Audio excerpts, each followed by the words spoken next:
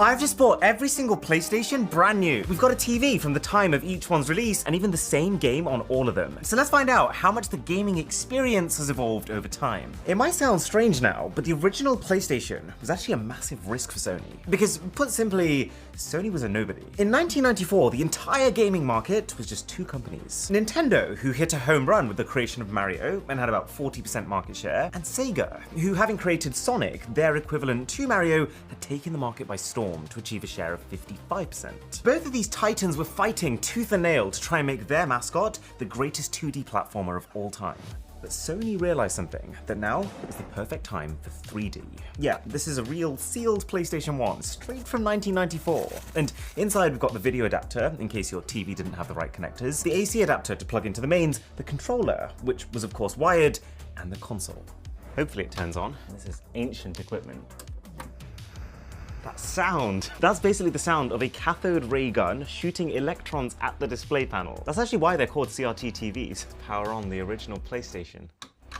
Buttons! I kind of want to experience opening the disc drive. It's actually making me kind of sad that modern technology has no moving parts. Listen to this. No!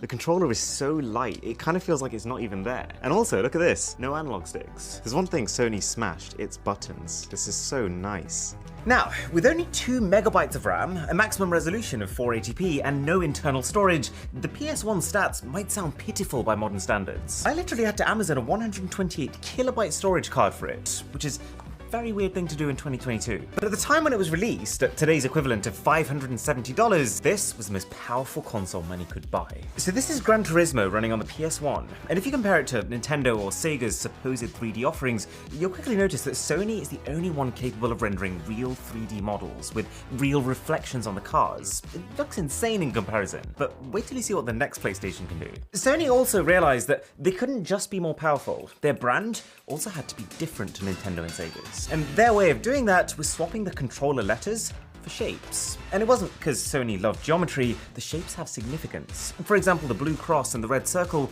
they represent yes and no, which even now to this day is still what they're used for in games. Sony did also follow up the original PlayStation with what's referred to as the PlayStation Slim, but if I'm being really honest, we will be here forever if we start on the variations of each console. So, long story short, this company saw an opportunity and they absolutely smashed it with the first PlayStation. They completely wiped out Sega for good and practically pulled Nintendo's pants down. Coming out of nowhere with the PS1 becoming the first console ever to pass 100 million units sold. So, how did Sony top that? Well, only by releasing the best-selling console in the history of consoles. Sony's approach to the PlayStation 2, released in 2000 at about $485 in today's money, so significantly cheaper than the PS1, can be summed up with one phrase: if it ain't broke, don't fix it. The PS2 is evolution, not revolution. And the unboxing experience also mirrors that philosophy. You get an upgraded controller, as well as a similar AC cable and TV adapter to last time. Oh, this brings back so many memories. Almost everything about the PS2 is a direct, no-frills improvement over its predecessor. It comes with about 12 times the amount of raw processing power, depending on how you measure it, 16 times the amount of RAM,